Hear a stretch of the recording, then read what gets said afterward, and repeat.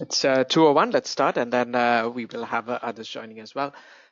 Thank you for joining us for the webinar on navigating COVID-19 recovery series, maximizing your surety credit during recovery.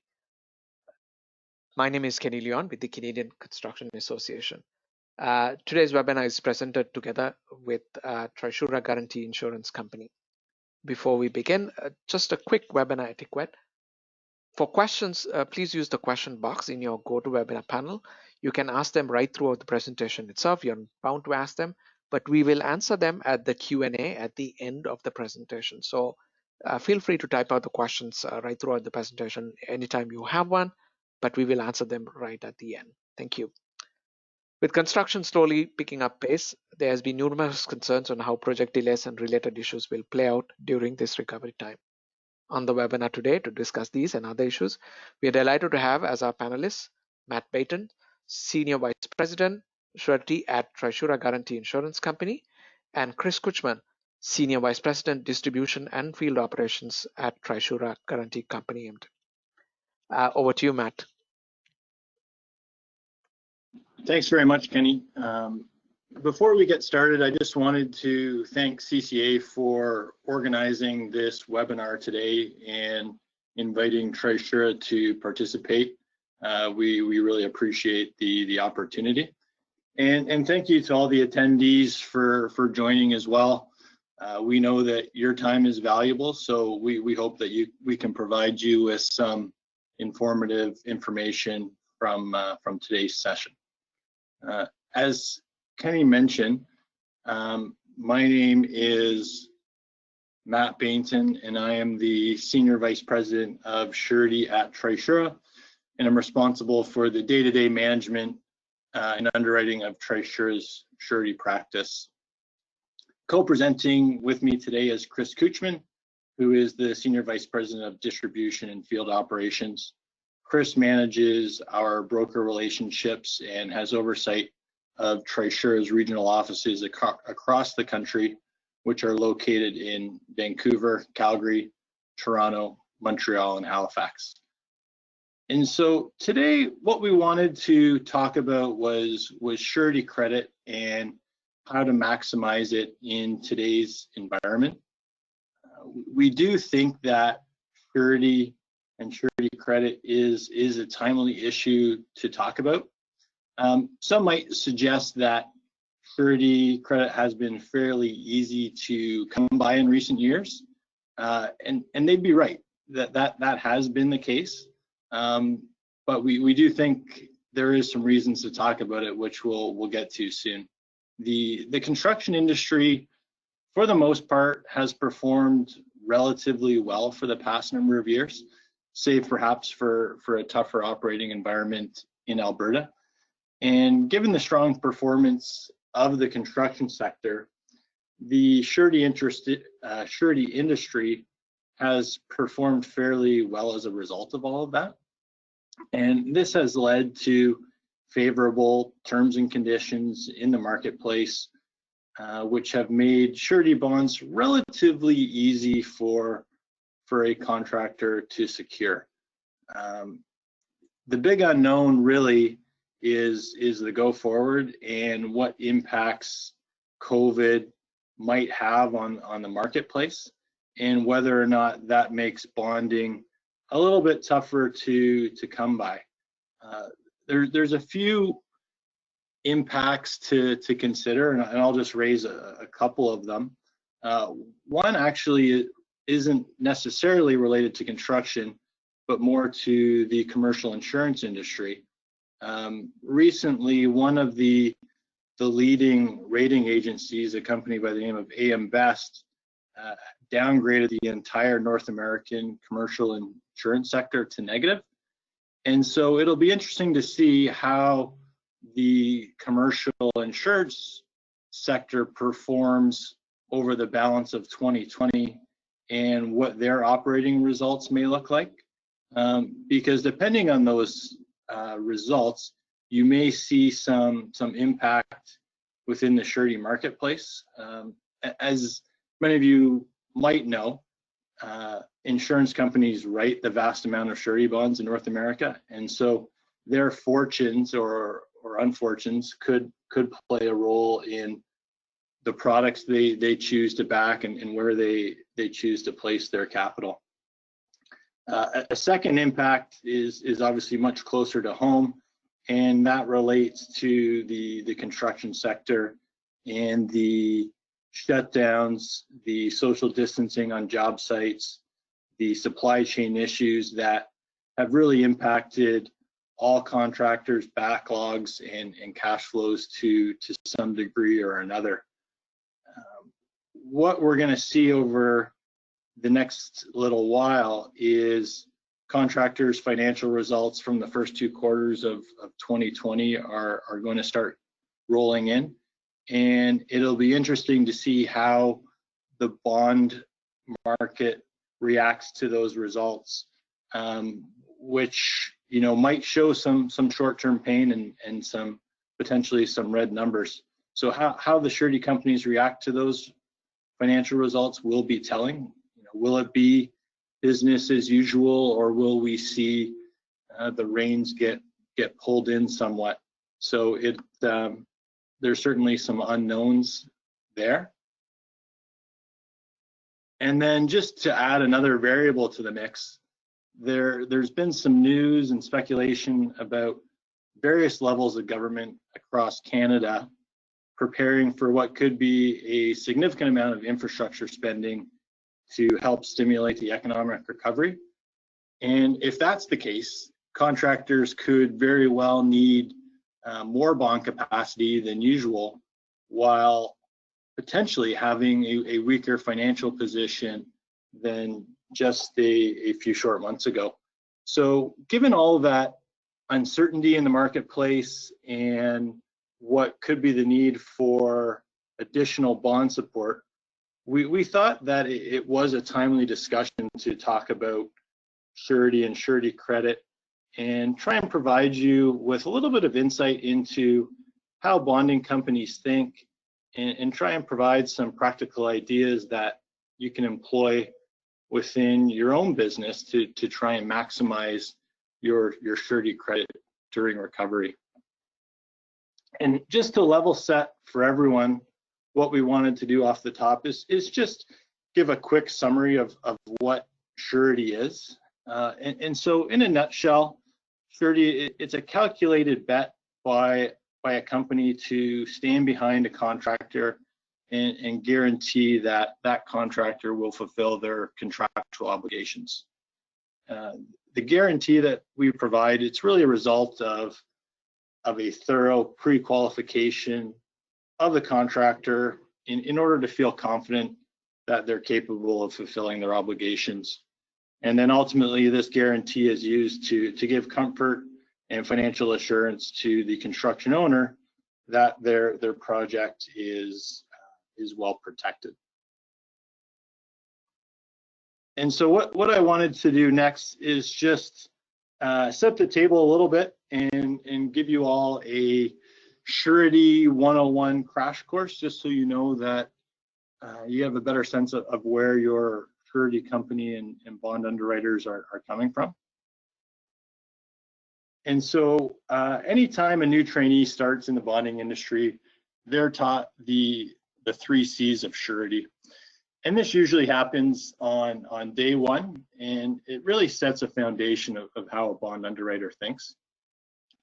The first C is capital, and this deals with the financial wherewithal of a company and forms the crux of a bonding company's underwrite.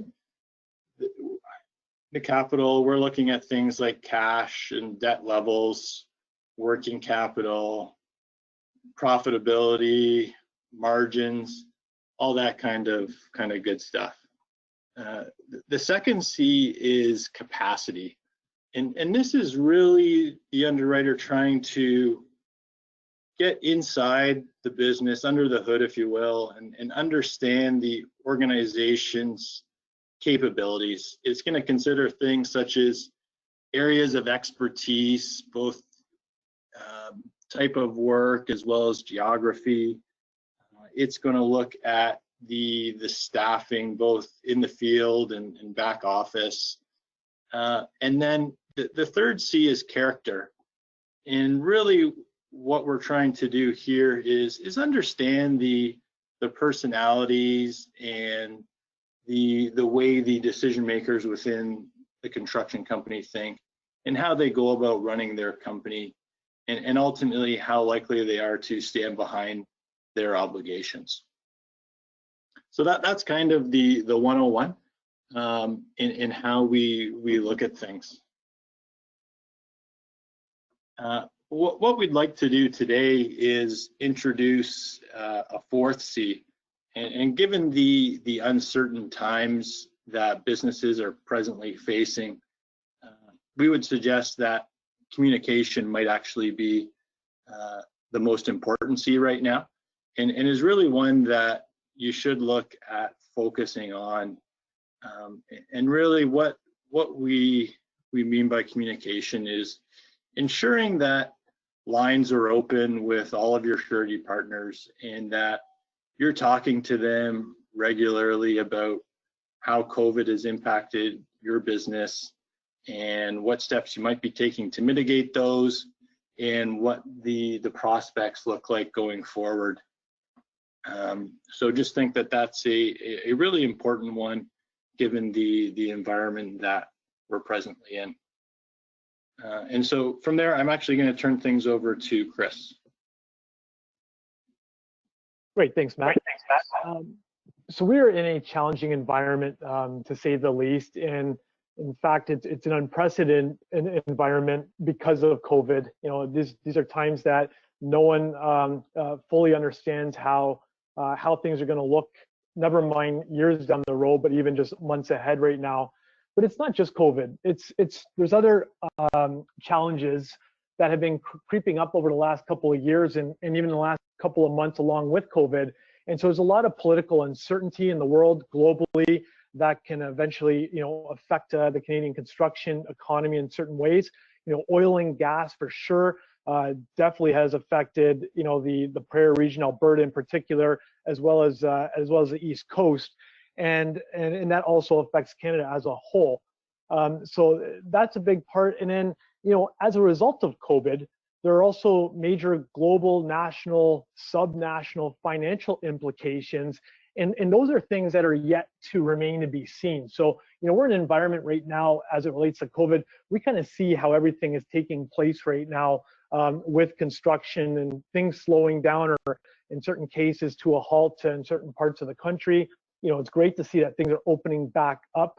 But from a financial perspective, I think it'll be really interesting to see over the next 12 months, 24 months, and beyond that, how construction is going to look and how the construction process is going to look, given the amount of debt that we're going to be needing to service going forward. So it'll be a really interesting balance to see how that takes place. There's been some statistics that have been released and some surveys that have occurred over the last couple of months as of COVID. And there's a couple in particular I wouldn't mind referencing, and one being in Ontario, the Ontario Construction Secretariat has conducted several surveys to this point, and the latest one was in May. And it's with a little over 200 contractors, and maybe a couple of you have actually responded to this. And some of the key highlights of that are interesting, and it suggests this. So 73% of the respondents expect less revenue in 2020 compared to last year. Annual revenue is expected to decline on average by approximately 26%. 17% of contractors are uncertain if they'll be able to survive over the long term. It's interesting. I mean, I would say there was a survey back in March as well, and those numbers actually looked a little more dire than even the ones that were in May. I expect that they'll be coming out with another survey, and so it'll be interesting just to see how those numbers start to translate. But it gives a little bit of a pulse check on what contractors are thinking, definitely in Ontario, but I would suggest that that extrapolates across the country. There's another study that was conducted in the US, and it was for the electrical construction industry through a company called Electri International. And their findings suggest, and this wasn't a survey, this was actually a study, and their findings suggest that productivity has been impacted by nearly 20%. 7% of that is due to just the pandemic mitigation activities that are taking place or need to take place going forward. And then 12% of an impact on vertical construction productivity as a result of the pandemic. And so those findings are talking about not only just the concerns, but how is that affecting their productivity in conducting their business, both during the situation right now, and even as things start to loosen up and open up in the marketplace. There's still going to be a productivity challenge because of all the safeguards and new ways of doing and having to do business will be established. So all of those things, affect your company at the end of the day, and they'll affect from a financial perspective for sure. We don't know how it's going to unfold in the coming months and years, as I mentioned. And while everyone across the country may be affected, and they'll be affected in different ways and potentially for different reasons. But one thing that can be in your control is thinking about and implementing ways that you can not only manage, but you can thrive on during these turbulent times. And that really ties into the surety support as well in maximizing surety credit. And if you have a plan and we understand that plan, or maybe the sureties can help you with that plan, at the end of the day, we're working together to thrive and help you succeed. So to the next slide there, Matt, COVID's not only, or COVID isn't the only thing that's affecting the complexities of managing construction these days. And for a second, let's pretend COVID wasn't around and it didn't happen, which would be, I think everyone would be pretty happy if that was just a bit of a dream. But aside from that, we have projects that continue to get larger and they're being bundled, and that's been a trend that we've been seeing over a couple of years. They're becoming more complex as a result. A larger project means you have larger trades, you have larger cash receipts coming in, larger headaches and disputes as a result. So all of those things take additional capital and control. P3s are getting bigger. Different project delivery methods are taking place. IPD, for example, is another one that you're starting to get, it's gaining more traction in Canada, and they have a lot of complexity. And from the government's perspective, they're trying to find different ways to fund their projects, and P3s and IPD are a way to help with that. Again, and that kind of ties into what I was suggesting earlier about, as we look now with these unprecedented deficits that our country is going to endure, how are they going to go about continuing to keep infrastructure going, which is such an important part of keeping the economy moving, but doing it with a balance of keeping an eye on costs and managing that, which also impacts ultimately downloading responsibility and risk to contractors and subcontractors who contracts. Another factor is international players that continue to come into the marketplace in Canada. We can continue to see that, especially from a global perspective. There's been so much change happening as a result of all of that. Is there potential that these companies see Canada as just a safer and better bet to try to enter into? And by doing that, it can affect you as contractors from a competitive standpoint, but it can also affect you as subtrades working for these companies who might operate or do things differently. It's so important to understand how they work.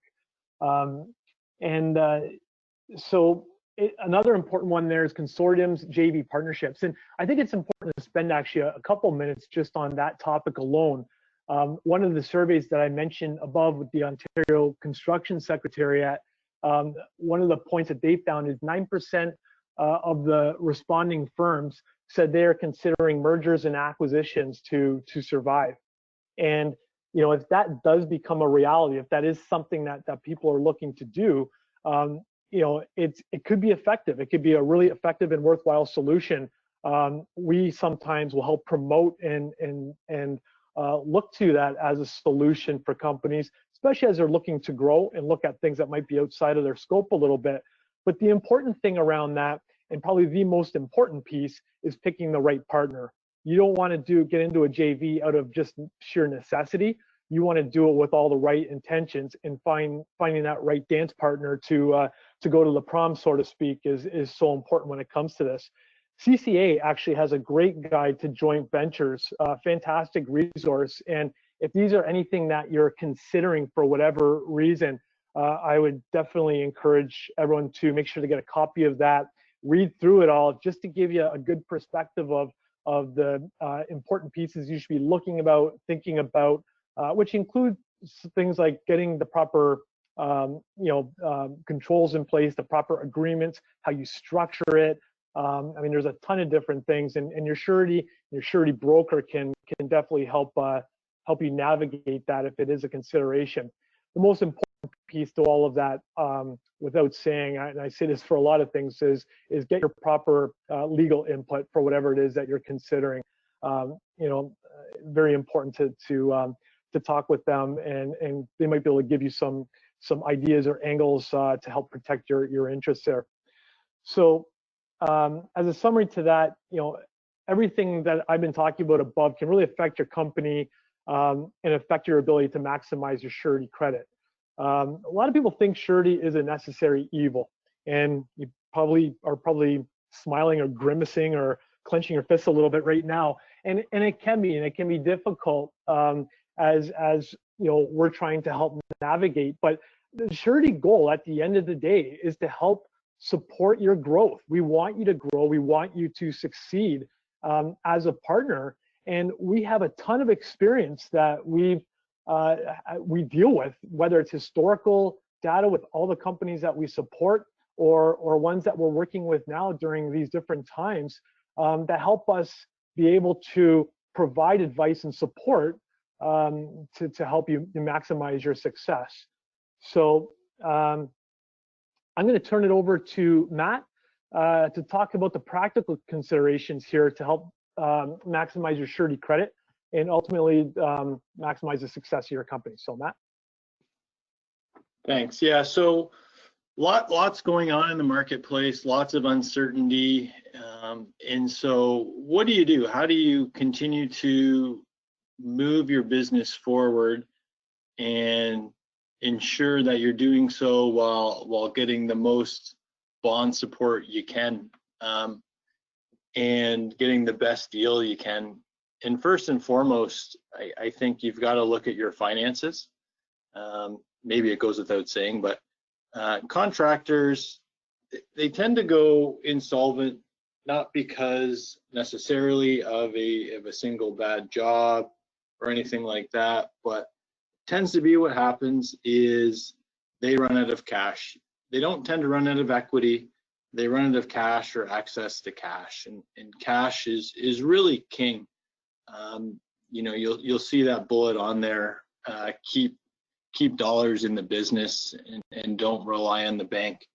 And really that is a tenet that most surety companies and underwriters live by, is the more cash you have on hand, and perhaps the less reliant you are on the bank, the more control you have over your operation. And we often use the term, who's really driving the bus? And for chronic high usage bank users, the banks end up having probably a little too much control or say over your business. And so just ensuring that you're looking at your balance sheet and focusing on reducing debt and getting receivables in as quickly as you can, and really trying to optimize your fixed assets and looking at things like fleet and any heavy equipment or what have you. And then on the other side is your income statement, and what can you do there? The main controllable factor on a day-to-day basis is overhead. And what we would suggest is just be nimble and avoid unnecessary overhead, and really continue to evaluate it on a regular basis and have it scalable, where you can increase your overhead when opportunities abound and there's new jobs to go after, and then potentially, the ability to scale it back without too much difficulty if times get tougher or there's a hole in the backlog for a period of time. And so really just be concise and be nimble with the ability to flex up and down depending on how things go. Another item is really around planning, and in my mind, this comes back to communication, to that fourth C. And so developing business plans, strategic plans, continuity plans, COVID plans, all that stuff is important. And what I would just suggest is that you do share those with your surety partners, and perhaps solicit feedback. To the point Chris made earlier, surety companies sit in a unique position where we see hundreds of construction companies every year, and it doesn't take long to get a pretty good sense of what works and perhaps maybe what doesn't work quite as well. And those pieces of information are things that a surety would happily share with you given the opportunity. So develop those plans, but I would encourage you to share them with your surety partners, to solicit their feedback and take it to heart, because we do have everyone's best interest in mind, and our success is your success, and we do have a pretty interesting lens into the construction marketplace, both from a financial perspective and from an operational perspective. The next point here is keeping it simple, and what we see time and time again is contractors often have side ventures, whether it be real estate development or what have you. And the point I'd like to make here is the cleaner you keep your construction company from a financial perspective, I'm talking about loans to or from related entities or guarantees to the bank for side deals. The more you can keep that clean and simple, the easier it is for the surety to understand and really focus on your construction operation, as opposed to have to muddy the waters with any of the side ventures that you might have on the go. And then lastly, just on litigation and disputes, just wanted to make a quick point here.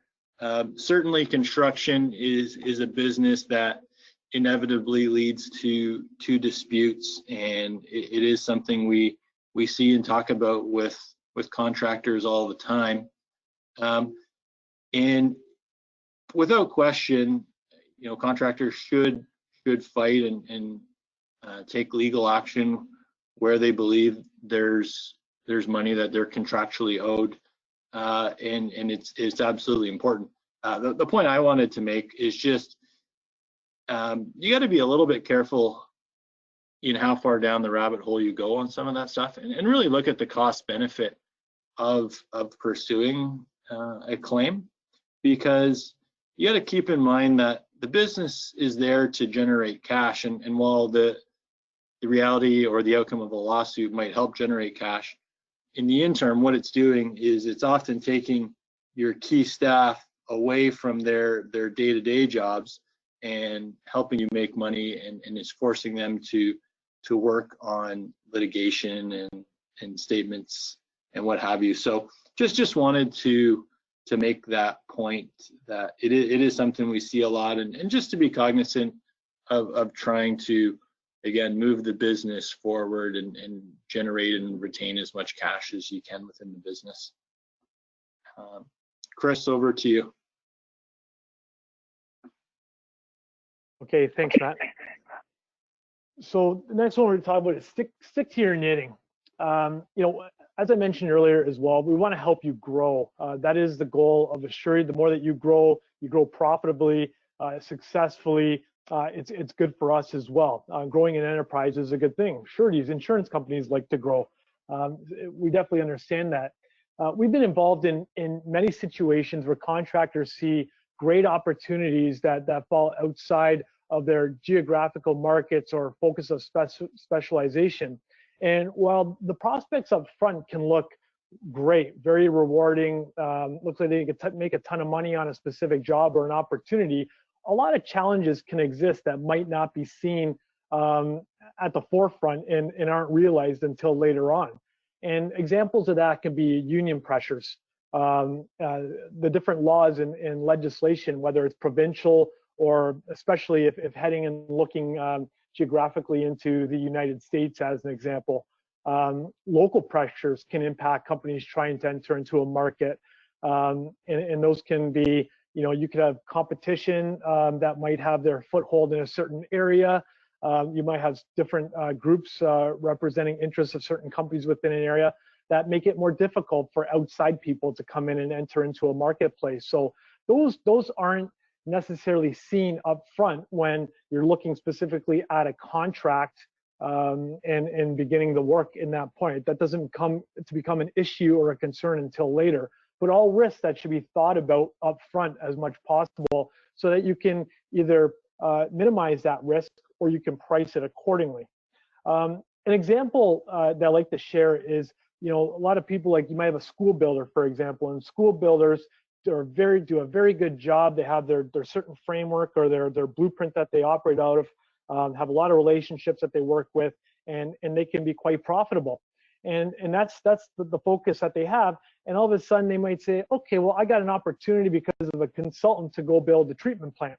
And same type of work at the end of the day, in terms of you're building something, could be the same value in terms of size, but the complexities are so much different, and experience becomes such an important aspect, and the proper due diligence becomes such an important aspect when venturing into something like that. And things that you consider, like with a school, once you build it, it's built.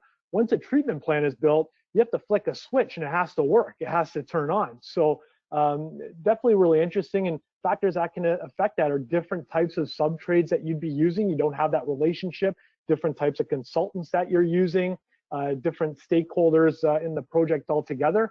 And at the end of the day, all the things that fit in between all of those, especially contractually, is where contractors will have their expertise to be able to navigate through there. They might not have that with a different type of project that they're looking at. And so again, it's important that companies are looking at those projects carefully and not just jumping in all at once. You want to be opportunistic on these opportunities, because again, that's how you grow. In sureties, we get that. But you want to do it cautiously, and you want to have a plan in place to how you're going to tackle that. Do all the proper research and talk to your surety about why it is that you want to go after it, and what are all the different things that you've figured or considered about the risk that you might have. Usually when these opportunities do come up, they tend to be very lucrative, or they're larger projects versus just tiptoeing in. Because that's the reason why they're venturing out in the first place. It's like, oh, I got this great opportunity to build this, and I haven't really done it before. I haven't worked in that area before, but it looks great. And I like to almost equate that to playing a game of poker. I think all the contractors on the phone or listening to this presentation, I'm sure you all like to gamble a little bit, given that's actually what you do on a day-to-day basis. And when you get into contracts like this, the really big, large contracts or something outside of their scope, you're playing poker. You're kind of going all in a lot of cases, or in some cases with your poker chips. And the end result of that is either you're going to win and you can do really, really well, and that really might set you up for future projects or whatever it might be, or what happens if you don't win. You're all in. You're left with nothing. And that's really what is important with this whole presentation, is if you're going to go all in, do it in the respect where you've taken all the different considerations and put them all in place, so that you actually have a lens into what the person on the other side actually has in their hand, So you have a better idea that that risk is now coming down. It's getting mitigated as best possible. And doing all these things to protect your balance sheet and you know, as Matt says, increasing your cash and you know, focusing on your overhead and such are all important pieces to all of this. And a lot of you might be thinking, well, you know, this isn't that important to me right now because, you know, I don't have that, or that isn't an opportunity. So, you know, our business is our business. But you never know when those opportunities come up. And when they do, they happen quickly. And that's why it's good to be thinking about that stuff now as you're building your company with what you have, so that when those opportunities do come up, you're prepared for them. Again, doing your homework on the owner, the general contractor, if you're a sub, the regional considerations that I mentioned before. Another good example is community challenges. And you know, we've had experience where landfills, for example, if anyone's ever worked in a landfill, you know, you might think that, okay, it's pretty straightforward. You're digging dirt or moving dirt around. But sometimes if those projects are delayed, now you've got communities close by that might be complaining about the odor or something like that. And that can ultimately affect your contract or the people that you're working with or working for. That could create headaches and disputes or whatever at the end. So just things to always be thinking about the bigger picture and not just the actual contract itself. The biggest one, frankly, is, and it kind of ties into the landfill, if a contract smells bad, walk away. You know, there's an adage you may have heard where the most profitable contract is the one that I've never got. You know, we've heard that from a couple contractors before in the past. And I think it is really true, because you might think it's a great opportunity up front, and it's like, hey, it's a big job, puts you on the map, you're all excited for it. And at the end of it, how does that tie up your bonding capital and just the capital of your company overall, where it limits you from doing other projects that might be quicker to turn around, might be less risk, you might have more profitability all in there, where you think at the end of that big, large job that might take 2 years to complete and potential with headaches and other things, you know, was it worth it compared to all the other work that you may potentially have given up or have had to focus on this larger project as a result. As a GC or a major sub, you know, bonding back your sub trades or use alternative means of protection if you're concerned about that. You think that's an important one. It is an additional cost, but again, if you're looking at a larger project and you're concerned about some of the subs you don't have that relationship with, it might eat up a little bit in your profit margin. But if that's the difference to help you get over the finish line and maintaining that margin versus potentially having more issues where you have to kick off a sub and deal with all of that, that little bit extra money up front may well be worth it. And as a sub trade, if you are a sub trade, inquire of whether labor, material, bond payments are in place to help protect you.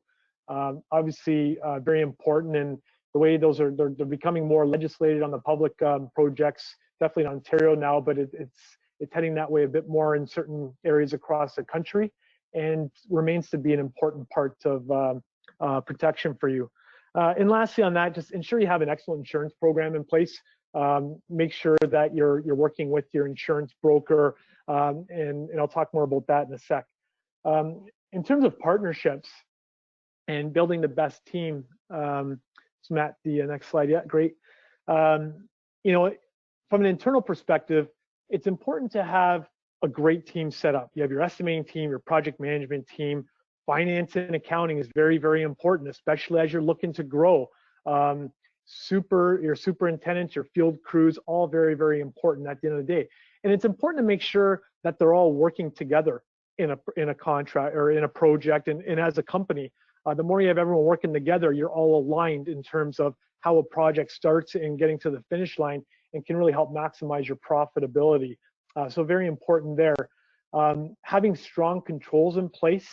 One of the pitfalls that we see is companies are looking to grow to the next level, but don't have the controls in place to allow owners to properly oversee a company, not just an actual job. But in having that will allow their team to ultimately manage and run the business, and the owner can focus on again, just making sure everyone's doing what they need to be doing rather than feel like they need to be involved in every part of the contract or every part of the project themselves. I should say the company, not just the project.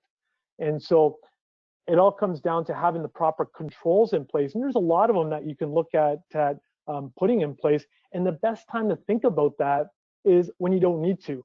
And so these are the times, if your company's just going along and it's doing well, those are the times to be thinking about how can you be a little, what can you fine tune? What can you do a little bit better?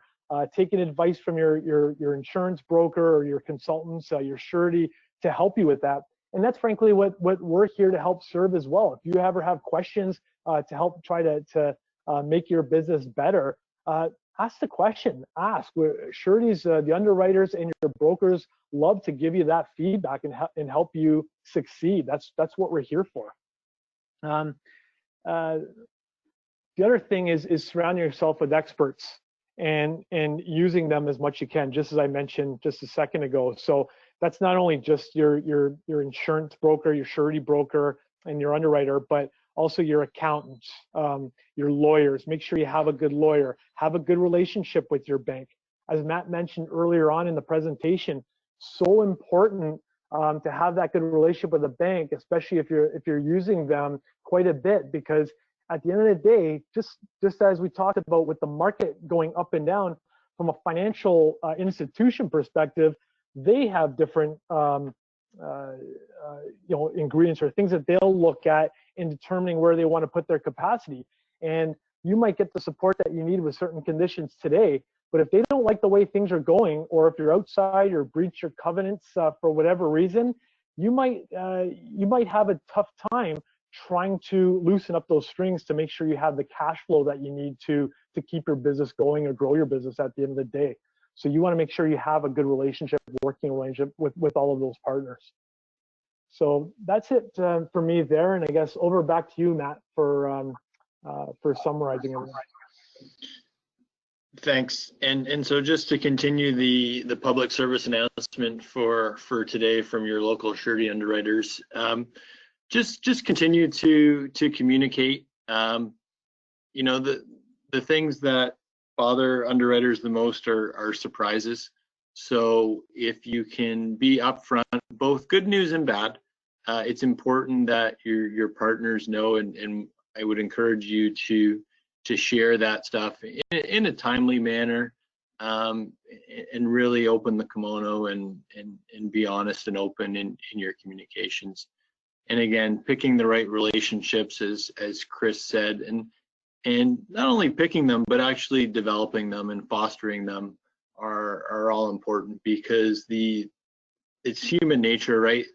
The better you know someone, the more you like them, the more willing you're going to be to help them out and go to bat for them. So as much as surety might be a necessary evil, I would encourage you to get to know the people that are providing your bonds and build rapport with them, because it can only be of benefit to you and your business.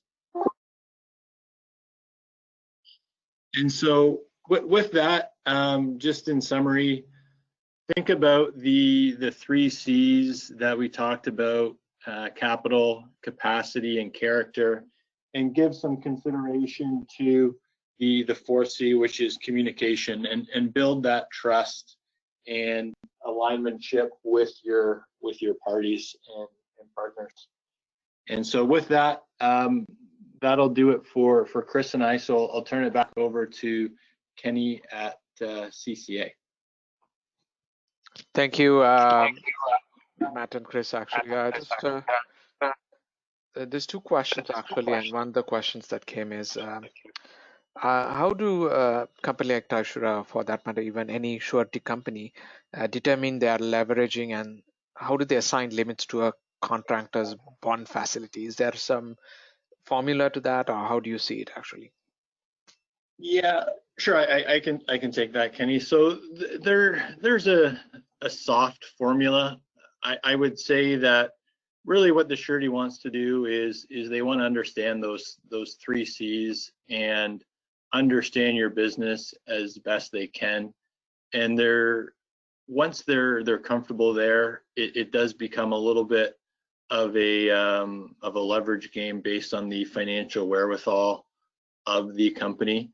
The surety is likely to look at things like working capital and debt to equity and provide a multiple on something like working capital. But they're also going to take into consideration the annual revenues of a contractor, or how often they need bonds, as well as the existing backlog and the future backlog that they think they might need. But really, they're going to work in concert with the contractor and with their surety broker to figure out what best makes sense from a leveraging and limit standpoint. Thank you, Matt. Just another question that we had is that how do you see, especially during this COVID and of course the recovery time itself, how do you see the surety market? Is it going to get tougher in the near term? And of course, what's the long-term view as well? Yeah, I can. I'll address that one. I think it depends on what near means. Is it within the next 2 years? I would say yes. There's going to be an impact. Now, again, that's thinking about as if I had a crystal ball, which I think that ball's been thrown out the window a few times and smashed. But we've been in a good time, I guess, a good environment, construction and surety for a lot of years now, frankly, and with everything that we're seeing and going through. I think things are going to get tougher as a general rule. To what extent? I think that will really be dependent, frankly, on government intervention and, with all the stimulus spending and such that's going in, and how much they keep spending, that's probably going to be a big determinant of all of that. I don't think it's going to be tougher for everybody, though. It'll be the ones who don't have that plan, who aren't prepared, and were challenged, frankly, before running into these uncharted territories now. But I think for all the companies that do have a good plan, they are prepared. They're thinking about this stuff. They're thinking more long term. I think it's not going to affect them much, if at all, frankly, because sureties do want to help support companies. It's all going to depend on all the things that we've been talking about today. So it is going to be really interesting to see, although we are watching the industry closely, obviously. And I think, frankly, the next couple months will be interesting to see how all of this plays out and looking at contractors' balance sheets. Thank you, Chris. That's another question that's there. It's a little bit of fairly long one, so I guess I'll read it out as well. It's clear sureties will be conservative against new projects based on feedback they received until now. Western governments started to fairly large construction projects. However, Ontario is still in a stall, and governments have huge impacts on construction market. When projects arrive, there will be a lot at the same time. How the sureties will respond to these many bond demands? Yeah, it's a great question, because to the point we made off the top, right? Like there's potential for billions and billions of dollars that might have been earmarked for spending over the next 3 years is all going to come, potentially this fall or something like that. So it's going to be interesting, right? And I think that's where having there's two aspects. One is whether there's enough capacity within the surety market to absorb all of that work, and I would suggest that there probably is. There's probably enough capacity and capital within the Canadian surety market to absorb the work. My caveat to that would be that my assumption is that the work is fairly spread around.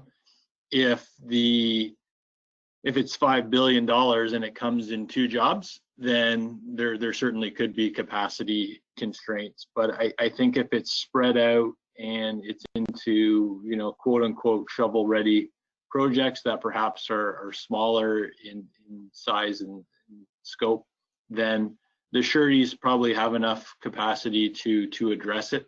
And really what it'll be then is determining whether or not the sureties think that their contractor partners have the capacity to take on that work.